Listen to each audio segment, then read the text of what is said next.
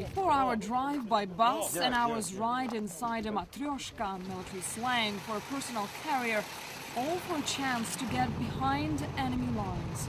An American ally, Georgia, has seen an influx of foreign journalists since the beginning of the war, but only now have reporters been able to properly see inside the area which Russia has been trying to protect. To come in or come out of the vehicle, this must be done only with the switched-off engine.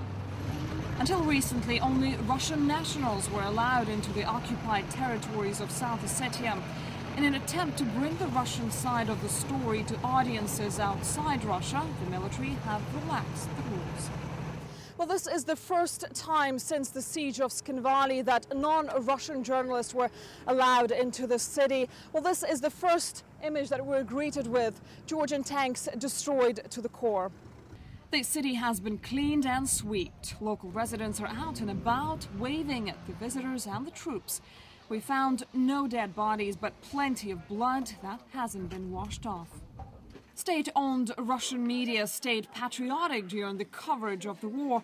They pressed on more human side of the fighting, showing disturbing pictures like these over and over again.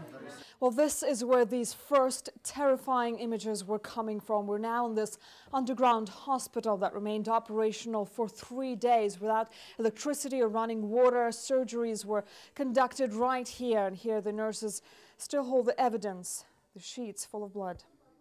Signs of bloodshed and utter destruction, showing what they say is proof of the Georgian invasion.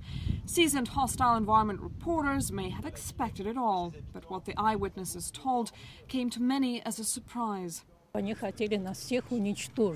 wanted to destroy all of us. We stayed in basements for 3 days, and only Russians came to protect us. We spent 5 hours inside the ravaged city, made 3 designated stops. There was no stepping off the beaten track. As our tour was about to be over, there was a little bit of a scare. Now we have to leave the vehicle that we were coming with. I think there was an engine that got overheated. But what is even more unsettling is that this area is right between Tskhinvali and Java. We were told to stay safe and inside our trucks, but now we're outside. We saw some smoke coming out from those villages. We saw some traces of what looks like human blood, and now we're getting a glimpse of what it looks like outside the controlled areas. We saw something that was not an all-planned excursion. We passed Georgian villages with houses still on fire. We were told Ossetians were looting and burning them. My main project was to find out what was true between all the propaganda we got from Georgia and from Russia.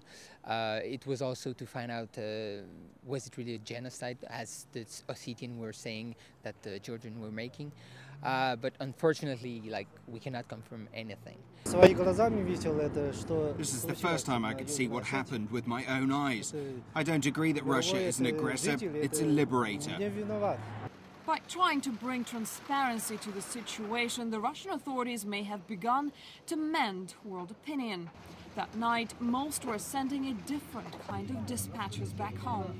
Georgians were not the only victims of this war. Anastasia Haydulina, RT Tskhinvali, South Ossetia.